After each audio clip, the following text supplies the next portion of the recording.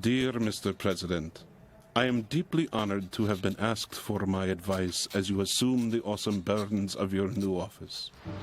I can offer several rules of thumb, which I believe time and experience have proven sound. Act boldly in the beginning. The public has a short attention span, and it will make them forget the accomplishments of your predecessor and impress them with your vigor. Make your first priority the protection of your power. Without it, you are useless. Appear steadfast, but be flexible. Remember, some of God's greatest gifts are broken campaign promises. A playful paraphrase of words written in the year 1513 by a cashiered civil servant in Florence, Italy. What he actually wrote became one of the most hotly debated, deeply disturbing, and important books of Western civilization. To some, it was a veritable guidebook for tyrants and totalitarians. Mussolini loved it. Marxists recognized a fellow revolutionary. To others, it paved the way for ethnic and religious toleration, individual rights, and modern democracies. But, fairly or unfairly, it has caused his name, Machiavelli, to ring through the centuries as a synonym for evil.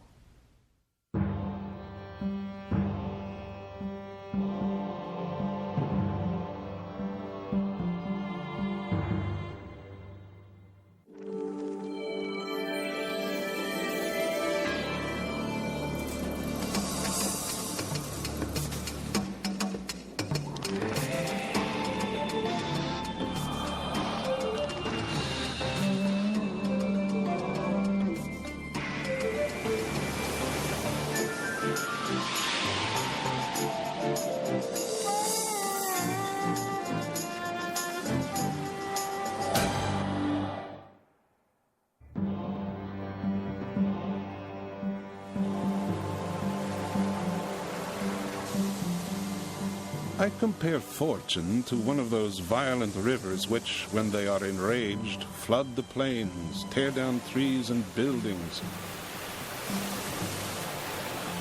Everyone flees before them. Everybody yields to their impetus. There is no possibility of resistance. Yet although such is their nature, one may still take precautions when they are flowing quietly, building dams and dikes to control them in flood time. So it is with fortune. Rivers are not to be trusted. Neither are men. But both can often be controlled, given intelligence and power, and the willingness to get your hands dirty. Machiavelli is the first political thinker of the Christian era who systematically analyzed the requirements of power and survival. The Prince is a book about power. Political power at a time of city-states or principalities, ruled by men called princes. It amounts to 26 short chapters of analysis and opinion that range from the classification of government to advice on selecting staff. It was written to shock and re-educate its reader, and it still manages to do so, to challenge the political pieties of its day and explain to princes and prince wannabes how the game is really played. It tells the prince that before anything else, he must know how to fight. He must learn to be ruthless and cruel, to lie, break his word, and be ready to violate both morals and religious principles when needed. Though it also stresses the need to appear compassionate, moral, and devout. Some say Machiavelli invented modern politics. And when we read The Prince, we can see today's headlines. I think in many ways that it's a great book because it is a mirror for Machiavelli's own time and because it does continue to disturb, provoke, and make us think anew and see in what way it does relate to our own time. And we keep asking questions of it. It was Machiavelli who said, "Get real," in Italian, of course. E molti si sono immaginati repubbliche e principi. Many have dreamed up republics and principalities which have never in truth existed. The gap between how one should live and how one does live is so wide that a man who neglects what is actually done for what should be done is on the way to self-destruction. Machiavelli's focus on what is actually done is in tune with his times. Copernicus is studying the heavens, and Leonardo is dissecting cadavers, both trying to learn how God actually did it, to learn not from theory, but direct observation. Just as Leonardo was interested in anatomizing the world of nature, so Machiavelli, in a sense, was interested in anatomizing the world of politics and the world of history. But dissections and autopsies are never pretty. One of the uglier discoveries attributed to Machiavelli is the idea that the end justifies the means. Now, he didn't put it quite that way. In the actions of all men, and especially of princes, where there is no court of appeal, one judges by the result. Machiavelli is very clear that the end is what counts. He says this in a number of places, and it seems to us a very tough argument. There are some situations in which the more the survival is threatened, the narrower the margin of choice becomes, unless you say you would rather have your society destroyed than to pursue marginal means.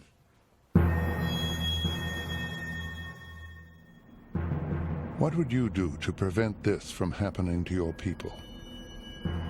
What would you not do? Would you lie? Violate treaties? Assassinate people? Just where would you draw the line?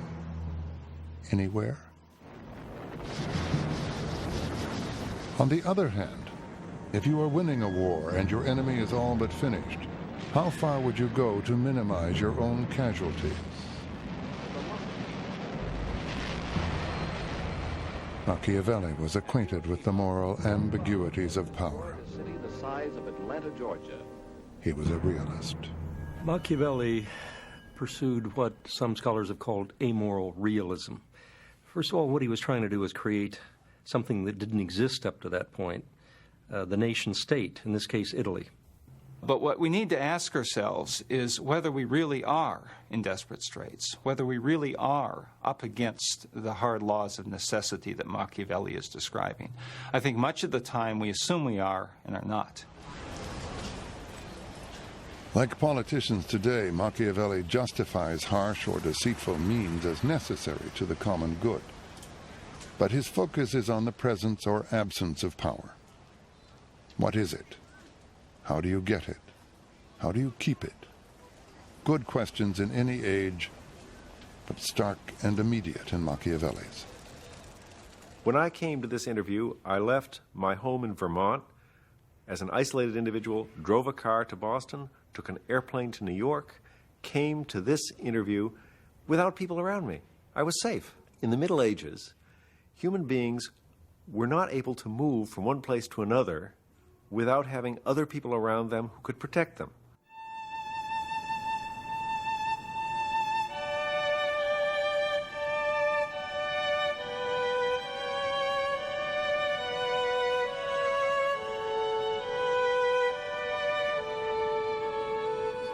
Florence, fabulous window on the past. Down these same streets walked the monks, soldiers, and merchant princes of Machiavelli's time, as well as artists whose names and work are today as famous as his.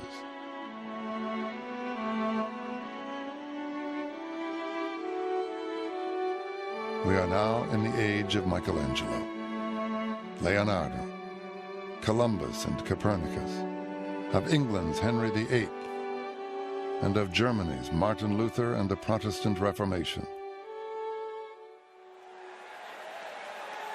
It is a turbulent time of conflict and contradiction. New ideas and new technologies are rocking Europe like a great earthquake.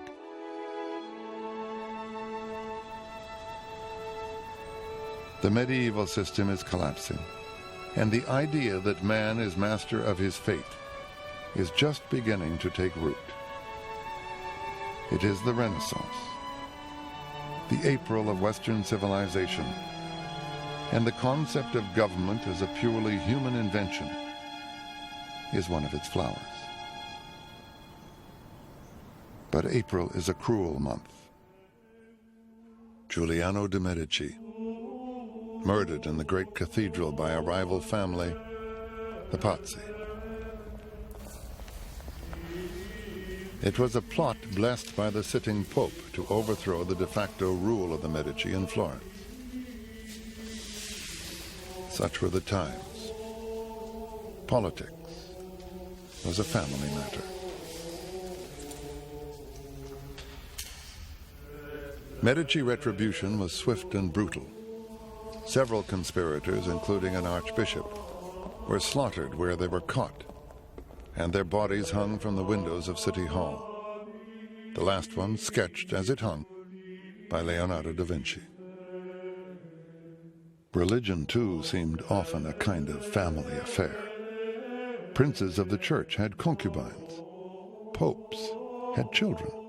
Lucretia and Cesare Borgia, brother and sister and lovers, also had wealth and power thanks to their sire, Pope Alexander VI, who gives the term godfather a whole other meaning. Italy was an anarchy of city-states, popes and other princes in constantly shifting alliances, murders in the cathedral, and orgies in the Vatican were the debris of a crumbling medieval order. This was the world of Nicolau Machiavelli. The separation of politics and religion was to become for him a major theme.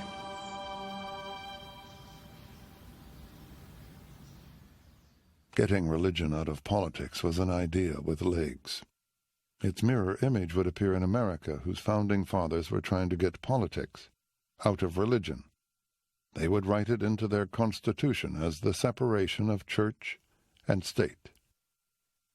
We have not seen the end of controversies ignited by that idea, and it does have a dark side.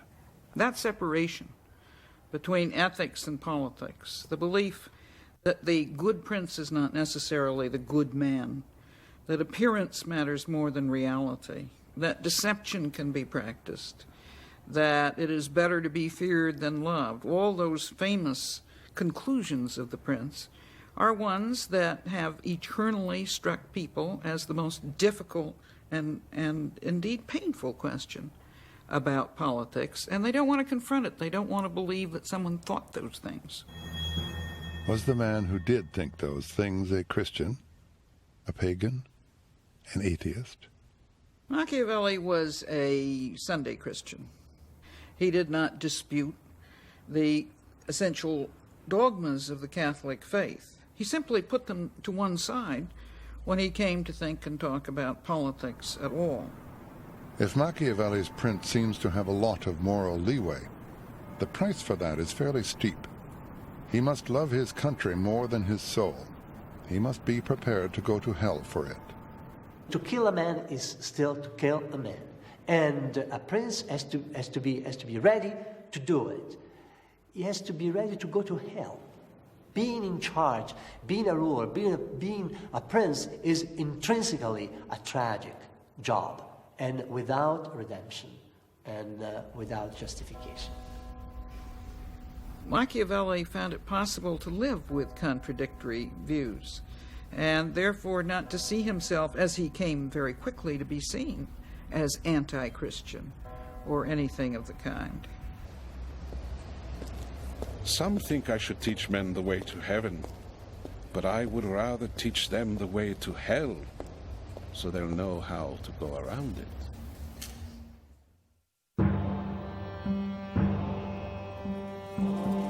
The Medici were exiled in 1494, when Charles VIII of France rode unopposed into Florence on his way to other conquests. Nicolau Machiavelli was 27.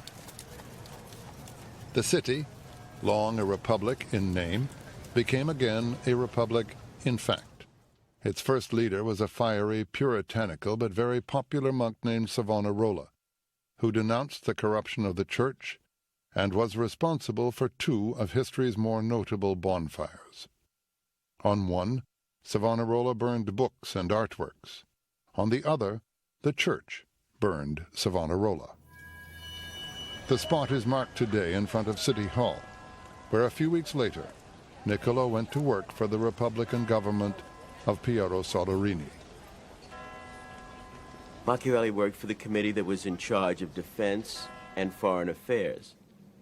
He took care of the needs of the military, and he went on special missions to foreign courts. And then he was all throughout Italy. He met many lords and rulers, and naturally among them is Cesare Borgia. Borgia is a legend in his own time of ruthlessness and depravity. In one instance, Borgia invites his enemies to peace talks and has them all killed. That was the main impression that he got from Borgia, this cold blood and this capacity of using violence, let's say, well, crudeltà bene usata, that is for a very lucid political goal. Not just a display of power, but in a very functional way. Signori, felice di vedervi.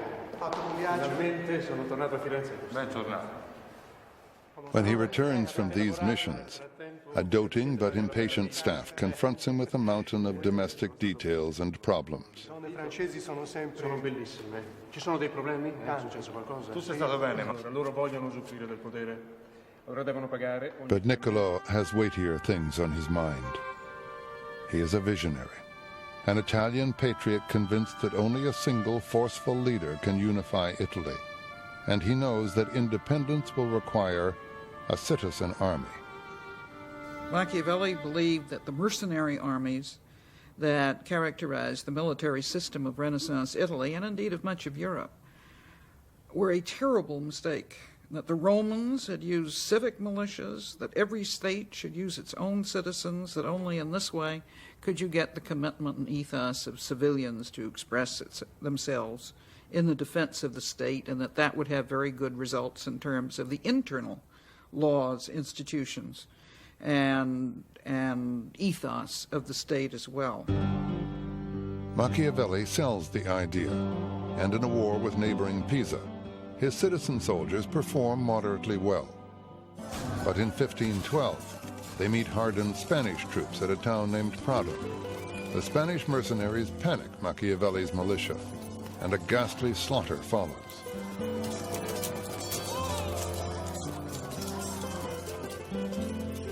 In the wake of this rout, the Medici return to end the Soderini Republic, and with it, Machiavelli's political career.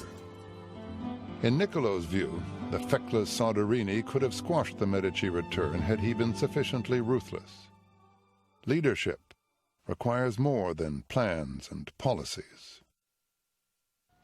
In order to maintain his state, a prince is often forced to act in defiance of good faith, of charity, of kindness, of religion. He should not deviate from what is good if that is possible, but he should know how to do evil if that is necessary. The notion that necessity could justify behavior which was not otherwise virtuous or moral was actually accepted by almost all of the ancient thinkers.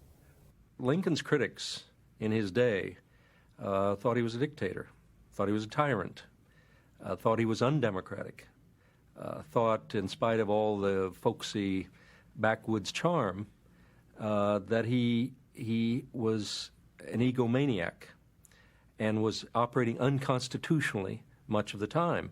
In the case of, for example, the suspension of habeas corpus, he probably was.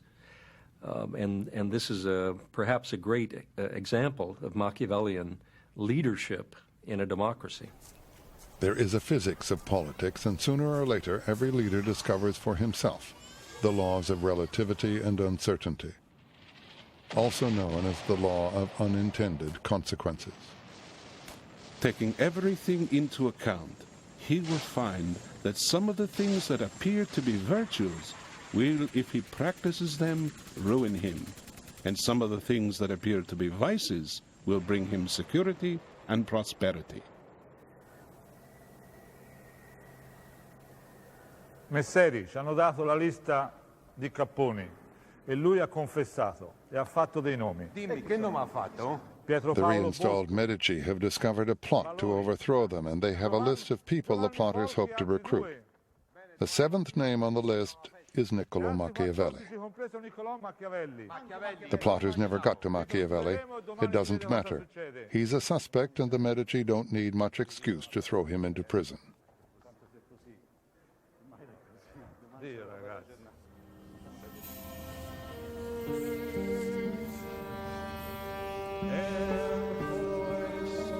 It is a prayer chanted by priests for those about to die.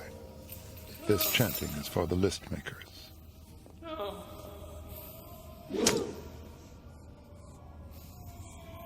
Prison here has two functions: execution and interrogation. Interrogation means torture, quite legal and quite ingenious.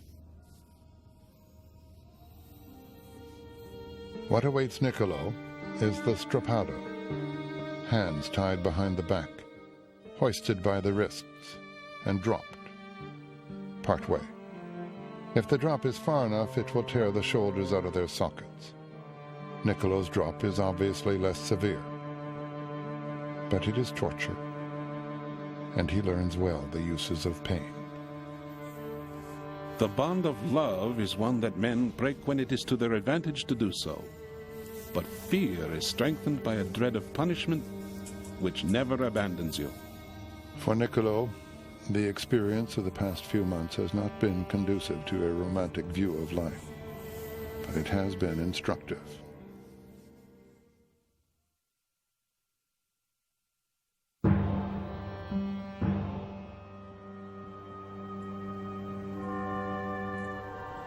In the spring of 1513, Giovanni de' Medici becomes Pope Leo X, and Machiavelli is released in a general amnesty, but with restrictions. He is restricted to the region around Florence, barred from the city hall, banned from politics. He moves to the family's property a few miles out of the city. There he is free, in his own kind of hell, an addict cut off from his source. Only someone who's been there can know the pain. Gary Hart was the prince presumptive of the Democratic Party before fortune and his own indiscretion cut him off. In many ways, hell is possessing a talent which one cannot use. And this was Machiavelli's hell. And a profound one for him, because he understood how talented he was and how visionary he was. And I think it must have been desperately hard for him, as it would be, for example, for a politician today who had both the talent and, here's the crucial element, a monolithic dependence on the addiction of participation.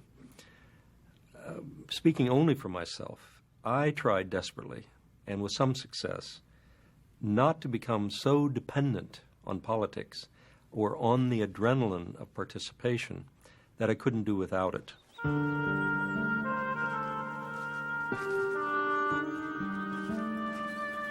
In a letter to a friend, Nicolau describes the narrow confines of his current life, supervising work on his property and killing time with the locals in the local inn.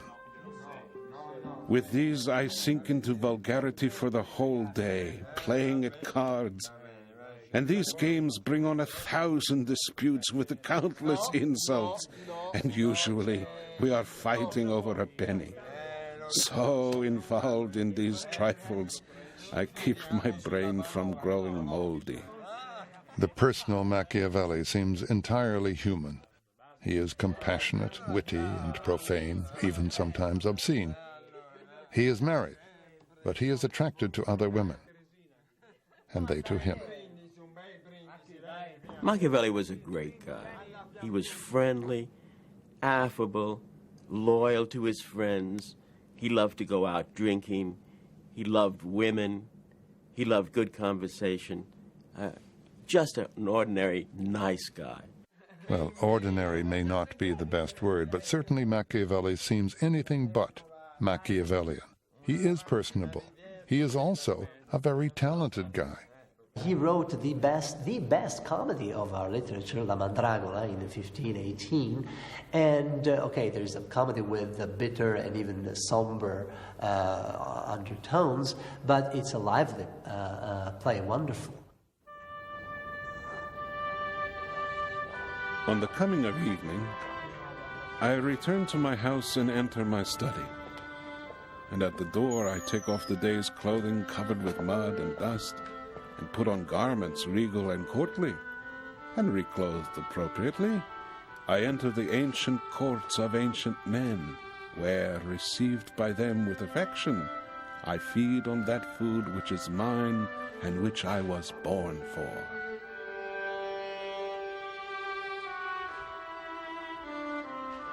Nicolau begins to work on what he calls the Discourses on the First 10 Books of Titus Livy.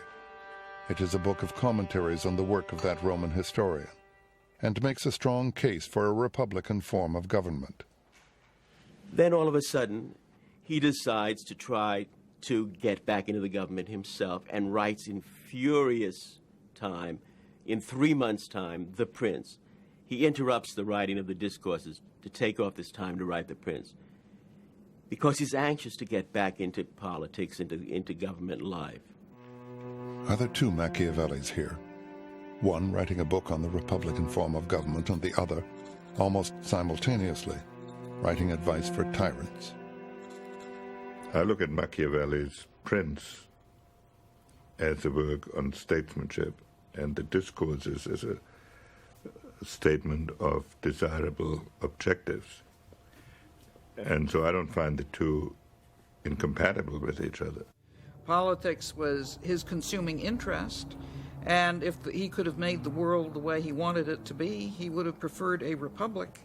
But he could live with both republics and with principalities, and his point was that you begin from where you are, and that you judge any form of government by its outcome rather than simply by its form. All the states, all the dominions, under whose authority men have lived in the past and live now, are either republics or principalities. Principalities are either hereditary. So begins the most famous job application in history. It joins Niccolau's passion for a united Italy with the fact of Medici rule. It urges the reigning Medici to take on a new role as nation founder.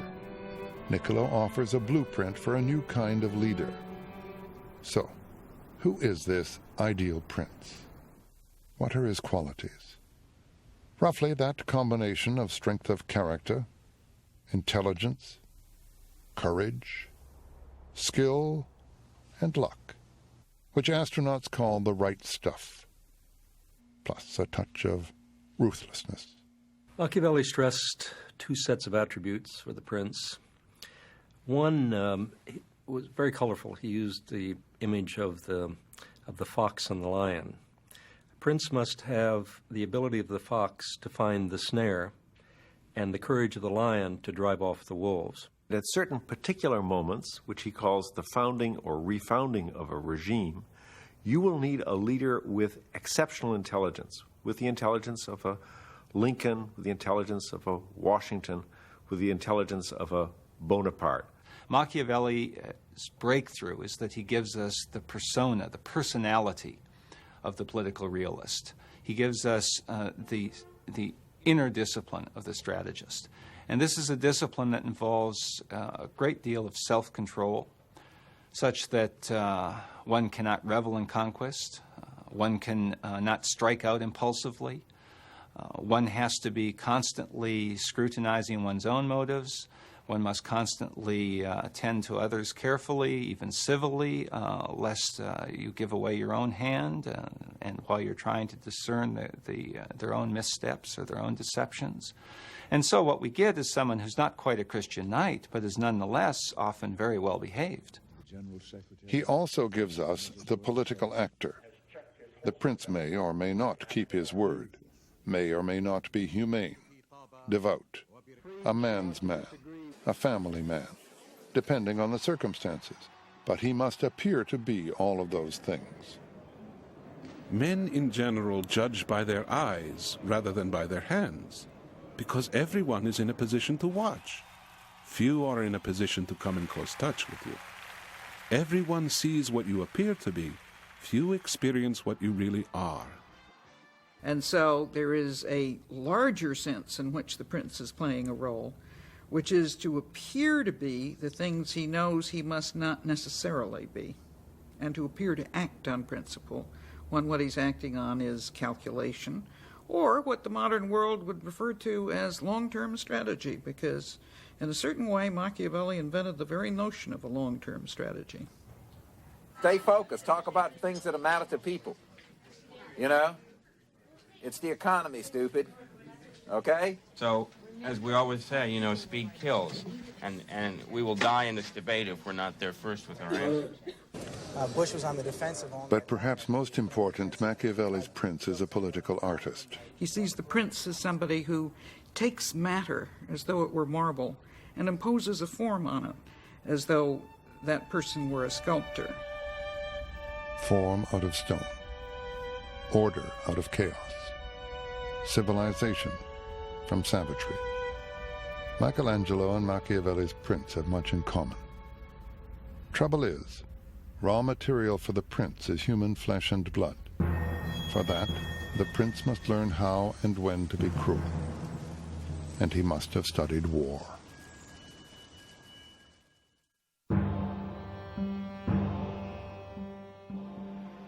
The main foundations of every state are good laws and good arms. And because you cannot have good laws without good arms, and where there are good arms, good laws inevitably follow, I shall not discuss laws, but give my attention to arms. The sentence is one of the most marvelous puzzles in all of Machiavelli. You need good arms. Good arms are the arms of a citizen army, not a mercenary army. How do you get the citizens to serve in the army? They have to think that the society meets their own private self-interest. So you need to have a republic in order to have a citizen army. You need to have good laws to have a republic. You are bound to meet misfortune if you are unarmed, because, among other reasons, people despise you. And this is one of the infamies a prince should be on his guard against. There is simply no comparison between a man who is armed and one who is not. Well, he's right on the money there. Machiavelli, I think, is most useful, in my judgment, when you're thinking about international relations rather than the government within a state or a city. International relations are different from internal matters, for one reason, because there is no law between nations. In reality, you really do have a jungle out there. And that's different from states, where you do have a law which has legitimacy and which monopolizes force in the hands of the government. Well, the world out there isn't like that. And we in the world today, in the West, in the United States, we hate that idea. It makes us very unhappy and very uncomfortable, and we refuse to believe it much of the time. And so this is where Machiavelli is most valuable, in reminding us of those gross realities which haven't changed. You've got to have that power. No government should ever imagine that it can always adopt a safe course. This is the way things are. Whenever one tries to escape one danger, one runs into another. Prudence consists in being able to assess the nature of a particular threat and in accepting the lesser evil. Making careful judgments, that's prudence, as Machiavelli says, and that's what we hire our government for. So in the end, Machiavelli also says that you shouldn't be over-cautious. You shouldn't be too prudent in that sense. You're going to have to take action. It's easy to think of a very immediate example of that in the case of Bosnia, where Bush, whom I think had the best chance of dealing with the problem and settling it, had from the beginning been willing to look at the reality, which is that we are not free to allow that sort of violence, that sort of, what's the word I want to, the breaking of international order to happen in the middle of Europe. And I think we had a lot more leverage on our NATO allies in Europe than we were, for whatever reason, we were willing to exercise. And there was probably a failure of leadership on our part. There's no law of nature that says the United States has to be involved in every crisis. At the time we made the final decision, we probably had no alternative. But on the road to the final decision, we certainly did not apply Machiavelli's maxims. We never asked ourselves, what is our objective here? What is our interest here? What are the means available? What is the best thing that can happen? What is the worst thing that can happen? Has an American president ever applied that kind of analysis before committing the nation to some foreign involvement? I think Roosevelt did it in his own mind before he went into World War II. Roosevelt had the capability of doing it. Nixon had a great capacity for that. Henry Kissinger has been called the American Machiavelli by admirers as well as critics. That would make Richard Nixon his prince, especially talented in foreign policy, often brilliant, incisive, but secretive and suspicious. Richard could have profited from Nicolau's advice on at least one score. A prince must watch that he does not become afraid of his own shadow. His behavior must be tempered by humanity and prudence, so that excessive distrust does not make him unbearable. For more than a century, Americans enjoyed the advantage of isolation amid rich natural resources.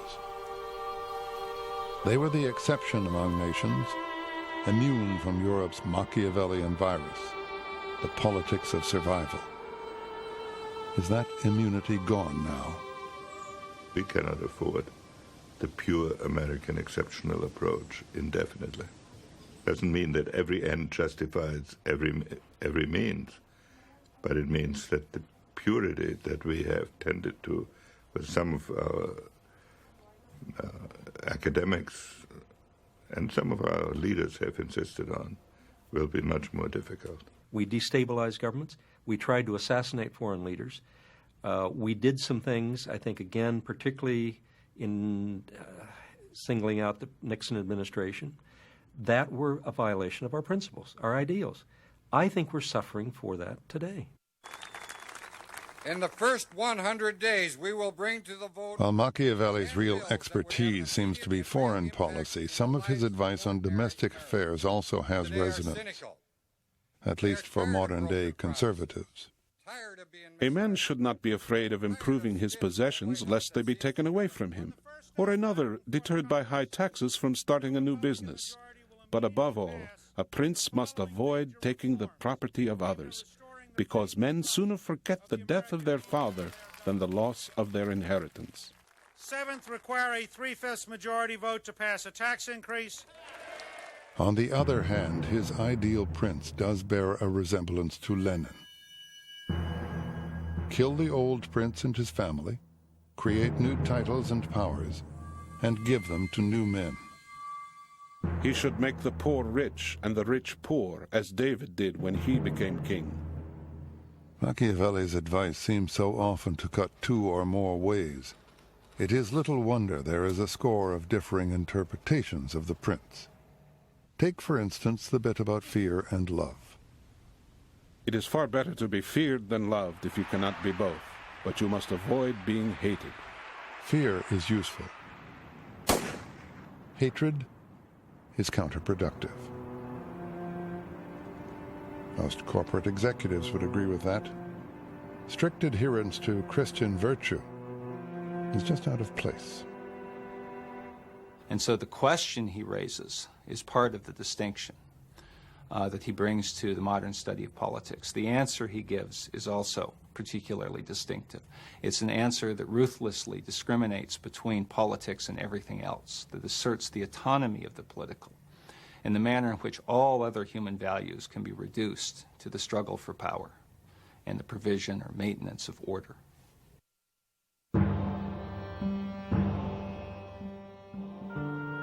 A copy of The Prince was finally presented to a Medici, who gave no indication he ever read it. It would never be published in Machiavelli's lifetime, and when he died, he went to hell. Sort of. The demonization of Machiavelli began very shortly after Machiavelli's death. And that came at a time when the crisis of the contesting religions was really kicking into full gear in the 1530s and 40s. And both sides saw a demon in Machiavelli. Poor Niccolo. Not only is he now a demon, but the Medici plague him even in hell. His ideas are said to have inspired the massacre of 50,000 French Protestants in 1572, while Catherine de' Medici was Queen of France. And Protestant England makes Niccolo its prime villain. There is the idea that everything that is base and Italian and Southern and Catholic is somehow Machiavellian. It is at that time, the time of Marlowe and Shakespeare, that this association with evilness becomes apparent. They talk about Iago as being Machiavellian. They talk about Richard III as being Machiavellian. Then there's a kind of rehabilitation that takes place in the era of classical republicanism, including some of the classical republicanism of England, when people began to look at Machiavelli the Republican. The state of Machiavelli's soul is a good deal less important to us than the nature of his legacy, the uses to which his ideas have been put. In the 20th century has seen him on the one hand as a precursor of autocratic or even totalitarian views of government, and on the other as a good Republican and a fine social scientist who helps us to understand how things work. Washington, Napoleon, Churchill, Lenin, intellectual children of the same father. How Machiavellian. Now, history can't tell us where Niccolo's soul ended up. But we do know that he believed in keeping up appearances, and that his mortal remains were put in the Cathedral of Santa Croce, among other honored Florentines.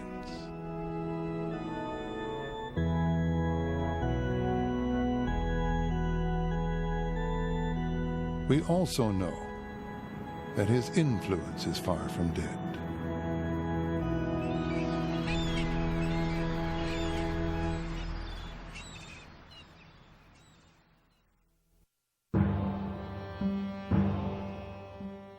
Machiavelli and the Prince seem very much in vogue today.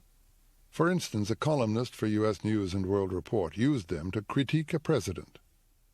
And that same president quoted them to the Washington Post to support his policies. It must be considered that there is nothing more difficult to carry out, nor more doubtful of success, nor dangerous to handle, than to initiate a new order of things. For the reformer has enemies in all those who profit from the old order, and only lukewarm defenders in those who... So Machiavelli freelances now as a White House advisor. There's more than metaphor here. If Machiavelli invented politics as we know them, politics as we know them have given us back some latter-day Machiavellis. Advisors, strategists, political realists, maybe not above a dirty trick or two, but only in the name of good, clean winning. And if Machiavelli seems to work for two very different systems, so can these guys. Niccolo is doing well today. While his former estate turns out a fine Chianti wine in his name, he has joined Attila the Hun in the ranks of big-name corporate advisors, and he has interests in a couple of games on the market, which more or less use his precepts. One of them gets the history a bit wrong, and it has a golden rule that might have come from the prince, if Machiavelli had thought of it. Maybe all this is Niccolo's purgatory. Judgment of his legacy is still in dispute, and even his staunchest defenders will admit he had some, well, flaws. He sometimes got the history wrong, too. He raided history, I think, to produce the examples as he understood them, to make the points that he wanted, rather than seeking to first discover what really happened. He was let's put it this way, he was not a producer of history, he was a consumer. I think that his assessment of human nature is one where anyone would agree that human nature is imperfect. But for Machiavelli, it's more than imperfect. It is never guided by a good motive. And that, I think, is, in fact, less realistic. Like many realists, he thought that reality was self-evident. And, in fact, reality is the hardest thing to assess. Machiavelli lived when new ideas and technologies were changing forever the realities of power and the notions of government. So do we, and his advice to analyze carefully the requirements for success without losing the courage to act seems painfully relevant today. The other thing that is left is that he leaves us is to understand that once you have to put that analysis in the service of some idea, which he did in the discourses, where he described his idea of republican government. And I think the Prince must be read in conjunction with the discourses, because they are two sides, what was to him the same coin, and that was an important insight. There are certain books which are sufficiently complicated that they have a message for different people in different times, because somehow they've touched at an aspect of fundamental human experience. Plato's Republic is one example of that, Rousseau's Social Contract, or Locke. Machiavelli's Prince is a book like that. It deals with an aspect of human life in a very profound way. The central aspect being the role of leaders and why leaders are necessary in any complicated human community. Gary Hart has written the book which he says Machiavelli might have written had he been an idealist. Hart sees important similarities between Niccolau's time and ours. I believe that we are living on the hinge of history, on the cusp of history, and it happens no more frequently than every 100 years, sometimes every 500 years. And we are so in the middle of this, symbolically new century, new millennium, really new economic age, information versus industry or machines, and a new order in the world to replace the old Cold War order. And what is important is that this country find a new prince, find a patriot who can help us define what the next era is. Some readers of The Prince smell brimstone in its pages. Others find it more like ammonia, repugnant but profoundly clarifying. In truth, much of what Machiavelli wrote merely described how things actually were done in his time. The second sense in which I think Machiavelli is to be disagreed with is in the fundamental conclusion that he reached about the possibility of divorcing political matters from ethical considerations. I don't think it can be done, in fact. It's quite apart from whether it ought to be done. Yet few with any experience today would deny that much of what he wrote seems merely the common sense of politics. There's another sense in which we say Machiavelli is giving us the common sense of politics, and we ought to be more suspicious of this usage. There, all we're saying is that what he says is common sense because we're already imitating him. So, Mr. President, having described how things really work in this perilous world, let me close with a few additional words of caution. Choose the most brilliant advisers. Tell them to speak to you candidly, and then be wary of their advice. When decision time comes, keep your own counsel. And never ever forget that you are in show business, that leadership is 9/10 acting a role. Never step out of it in public. Don't, for God's sake, carry your own bags.